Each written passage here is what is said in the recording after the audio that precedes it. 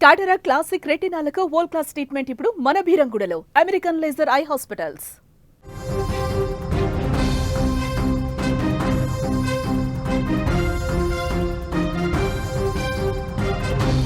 మొదలైంది పాకిస్తాన్లో దిబ్బిడి మొదలైంది. పాకిస్తాన్ ఆక్రమిత కశ్మీర్ పీఓకేలో ఇప్పుడు నిరసన జ్వాలలు ఎగిసిపడుతున్నాయి. దశాబ్దాలుగా పాకిస్తాన్ అనుసరిస్తున్న అణచివేత విధానాలకు వ్యతిరేకంగా అక్కడి ప్రజలు పోరాటానికి దిగారు. మొత్తం ప్రాంతమంతా ప్రస్తుతం రణరంగంగా మారిపోయింది. పీఓకే ప్రజలకు పాకిస్తాన్ ప్రభుత్వం గత 70 ఏళ్లుగా నరకం చూపిస్తోంది. వారికి కనీస హక్కులు ఇవ్వకుండా దారుణంగా అణచివేస్తోంది. పీఓకేలోని సహజ వనరులను పాకిస్తాన్ పూర్తిగా వాడుకుంటోంది. అయితే ఆ వనరుల నుంచి కనీస శాతం ప్రయోజనాన్ని కూడా స్థానిక ప్రజలకు ఇవ్వటం లేదు పాకిస్తాన్ ప్రభుత్వం. ఈ పరిస్థితుల్లో తమకు జరుగుతున్న అన్యాయంపై ప్రజల్లో మేల్కొల్పు వచ్చింది, తిరుగుబాటు వచ్చింది. దీంతో వారు ఏకంగా ప్రభుత్వంపై, షెహబాజ్ షరీఫ్ ప్రభుత్వంపై వ్యతిరేకంగా భారీ నిరసనలు, ర్యాలీలు చేస్తున్నారు.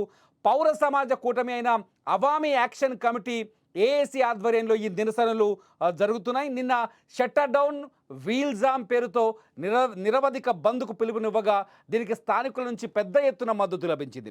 మార్కెట్లు, షాపులు, స్థానిక వ్యాపారాలు పూర్తిగా మూతబడ్డాయి. నిన్న రవాణా కూడా పూర్తిగా స్తంభించిపోయింది. పీఓకేలో పాకిస్తాన్ బలవంతపు ఆక్రమణ నుంచి తమకు స్వేచ్ఛ కావాలంటూ జనం నినాదాలు చేస్తున్నారు. వారు కథం తొక్కడంతో ఆ ప్రాంతమంతా దద్దరిల్లిపోయింది. అయితే దీన్ని అణచివేసేందుకు ముజఫరాబాద్లో నిరసనలో పాల్గొన్న పౌరులపై పాకిస్తాన్ సైన్యం, ఐఎస్ఐ మద్దతున్న ముస్లిం కాన్ఫరెన్స్ సాయుధ దుండగులు కాల్పులు జరిపారు. ఈ దారుణ ఘటనలో 2 అమాయకులు చనిపోయారు. దీంతో పాటు 22 మంది గాయపడ్డారు. పరిస్థితిని అదుపులోకి తెచ్చేందుకు పాక్ సర్కార్ పీఓకే వ్యాప్తంగా ఇంటర్నెట్ను నిలిపేసింది. అలాగే భారీగా పోలీసులను మోహరించింది. పొరుగున ఉన్న పంజాబ్ ప్రావిన్స్ నుంచి వేలాది మంది సైనికులను, ఇస్లామాబాద్ నుంచి మరో 1000 మంది జవాన్లను ఆందోళనను అదుపు చేయడానికి పీఓకేకి పంపింది. ప్రస్తుతం అక్కడ పరిస్థితులు మనం స్క్రీన్లో చూస్తున్నాం. పీఓకే ప్రజలు తమకు అన్యాయం జరుగుతుందంటూ మొత్తం 38 డిమాండ్లను పాకిస్తాన్ ప్రభుత్వం ముందు పెట్టారు. వీటిలో ప్రధానంగా గోధుమ పిండిపై సబ్సిడీ ఇవ్వాలని డిమాండ్ చేస్తున్నారు. అలాగే మంగ్లా జల విద్యుత్ ప్రాజెక్టు ఆధారంగా విద్యుత్ ఛార్జీలను తగ్గించాలని కోరుతున్నారు. వీటితో పాటు పీఓకేలో అసెంబ్లీలో పాకిస్తాన్లో నివసిస్తున్న కశ్మీరీ శరణార్థుల కోసం కేటాయించిన 12 సీట్లను రద్దు చేయాలని డిమాండ్ చేశారు. ఈ సీట్ల వల్ల స్థానికులకు తీవ్ర అన్యాయం జరుగుతోందని ఆరోపిస్తున్నారు. ఈ డిమాండ్లపై ఏసీసీతో పాక్ సర్కారు చర్చలు జరిపినా అవి సఫలం కావట్లేదు. దీంతో ఏసీసీ తమ ఆందోళనను మరింత ఉధృతం చేసింది. ఈ పరిస్థితుల్లో పీఓకే ప్రజలు పక్కనే ఉన్న భారతదేశాన్ని చూసి తీవ్రంగా కుమిలిపోతున్నారు, బాధపడుతున్నారు.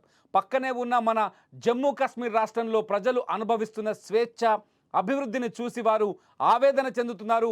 మాకు భారత్లో ఉన్నంత స్వేచ్ఛ పాకిస్తాన్లో లేదు, మీరు స్వేచ్ఛావాయువులు పీల్చుకుంటున్నారు, మేము బందిఖానలో ఉన్నామంటూ పీఓకే ప్రజలు నిరసన ప్రదర్శనలో బహిరంగంగా నినాదాలు చేస్తున్నారు. ఒకవేళ ప్రభుత్వం ఇలాగే మొండిగా, క్రూరంగా వ్యవహరిస్తే రానున్న రోజుల్లో పీఓకే ప్రజలే తమను భారత్లో కలుపుకోమంటూ భారత ప్రభుత్వాన్ని వేడుకునే రోజు ఎంతో దూరంలో లేదని స్పష్టంగా అర్థమవుతుంది. ఎందుకంటే తమ పక్కనే ఉన్న భారత పౌరులకు లభిస్తున్న సమానత్వం, గౌరవం కోసం వారు తహతహలాడుతున్నారు. తమ ఆంక్షలు నెరవేరే వరకు ఈ తిరుగుబాటు ఆగదు అని నిరసనకారులు గట్టిగా చెప్తున్నారు. మొత్తానికి పీఓకే ప్రస్తుతం అల్లకల్లోలంగా కనిపిస్తుంది. పాకిస్తాన్ నసీబ్ సరిగా లేదని స్పష్టంగా అర్థమవుతుంది. పాకిస్తాన్ ప్రభుత్వం పైన, ముఖ్యంగా షెహబాజ్ షరీఫ్ ప్రభుత్వం పైన తిరుగుబాటు వచ్చింది. ఇది కేవలం షెహబాజ్ షరీఫ్ ప్రభుత్వం పైన మాత్రమే కాదు, మొత్తం పాకిస్తాన్ పైన తిరుగుబాటు అని చెప్పాలి. ఎందుకంటే ఎప్పుడైతే పీఓకే పాకిస్తాన్ అదుపులో ఉందో, పీఓకే పైన మొదటి నుంచి పాకిస్తాన్లో అధికారంలోకి వచ్చిన ప్రతి ప్రభుత్వం సవతి తల్లి ప్రేమనే చూపిస్తున్నాయి. పీఓకే ప్రజల బాగోగులని ఏమాత్రం పట్టించుకున్న దాఖలాలు కనిపించట్లేదు. పాకిస్తాన్ చాలా స్పష్టంగా, పాకిస్తాన్ కానీ ఐఎస్ఐ కానీ పీఓకేని మొదటి నుంచి ఒక ఉగ్రవాద కేంద్రంగానే అభివృద్ధి చేసింది. అక్కడున్న ఉగ్రవాద శిబిరాలు ఏర్పాటు చేసి ఆ ఉగ్రవాద శిబిరాల ద్వారా భారత్ పైన ఉగ్రవాదాన్ని ఉసిగొల్పే ప్రయత్నమే చేసింది. కానీ ఆ పీఓకేలో ఉన్న పాక్ ఆక్రమిత కశ్మీర్లో ఉన్న ప్రజల ఆకలి బాధలను వాళ్ళ జీవితాన్ని ఏనాడు పట్టించుకున్న దాఖలాలు లేవు. జైసే మహమ్మద్ కావచ్చు, లష్కరే తొయిబా కావచ్చు, హిజ్బుల్ ముజాహిద్దీన్ కావచ్చు, ఇటువంటి ఉగ్రవాద సంస్థలు ఇవాళ పహల్గామ్లో దాడి చేసిన టిఎన్ఎఫ్ లాంటి పహల్గామ్లో దాడి చేసిన ఉగ్రవాద సంస్థ కూడా ఇటువంటి ఉగ్రవాద సంస్థలకి కేంద్రంగా మారింది పీఓకే. నిజానికి పీఓకేలో ఉన్న కశ్మీరీలు భారత్లో కలవాలనే ఆశతో ఉన్నారు. చాలా రోజులుగా భారత్ ఎప్పుడు పీఓకేని స్వాధీనం చేసుకుంటుంది అనే ఆశతో కూడా చాలా స్పష్టంగా కనిపిస్తున్నారు. ఇవాళ ఆందోళనలు కూడా మనం అబ్జర్వ్ చేయొచ్చు. చాలా స్పష్టంగా చెప్తున్నారు. ఎప్పుడైతే కశ్మీర్లో స్వేచ్ఛ వచ్చిందో, కశ్మీర్లో ఉన్న పౌరులకి సమానత్వం దక్కిందో, కశ్మీర్లో ప్రజాస్వామ్య ప్రభుత్వం వచ్చిందో, కశ్మీర్కు ప్రత్యేక ఆర్టికల్ లేకుండా ఎప్పుడైతే కేంద్రం చర్యలు తీసుకుందో, ఆ చర్యలు తీసుకున్న తర్వాత ఆ స్వేచ్ఛని, కశ్మీర్లో అనుభవిస్తున్న స్వేచ్ఛని కావచ్చు, కశ్మీర్లో జరుగుతున్న అభివృద్ధిని కావచ్చు, వీటిని చూసి పీఓకేలో రియాక్షన్ స్పష్టంగా కనిపిస్తుంది. భారత ప్రభుత్వం కూడా రెగ్యులర్గా ప్రభుత్వం నుంచి కూడా కొన్ని విశ్లేషణలు వస్తున్నాయి. మన కేంద్రంలో ఉండే నాయకులు, జాతీయ నాయకులు కూడా చాలా స్పష్టంగా చెప్తున్నారు. ఎట్టి పరిస్థితుల్లోనూ పీఓకేని స్వాధీనం చేసుకొని తీరుతామని చెప్తున్నారు. పీఓకేని స్వాధీనం చేసుకోవాలి అంటే అక్కడి ప్రజల్లో ముందు తిరుగుబాటు కనిపించాలి. ప్రస్తుతం అటువంటి సిచ్యువేషన్ మనకు పీఓకేలో కనిపిస్తుంది.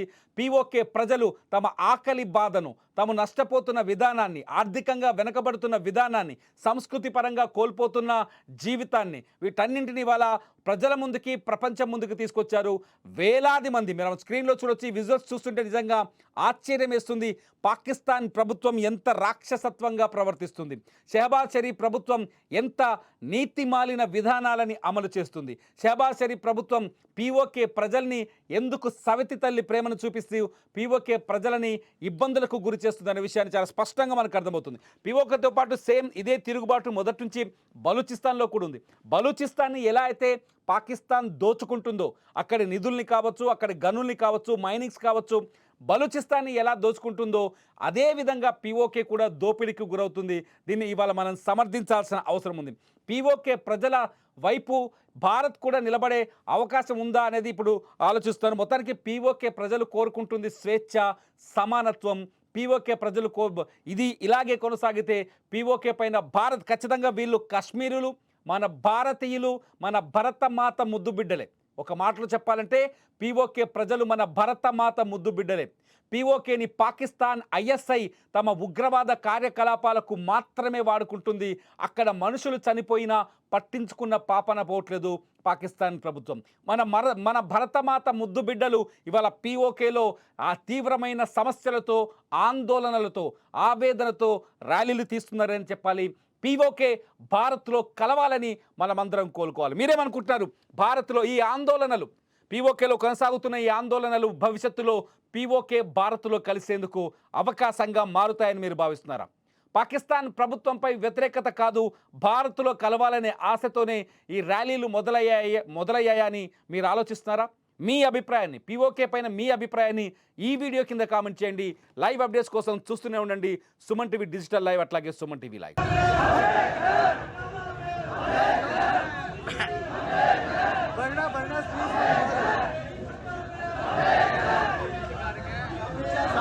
रास्ते टूट जाएंगे तो लोग आएंगे, चौक तो अपना है, लोग चौक में आएंगे।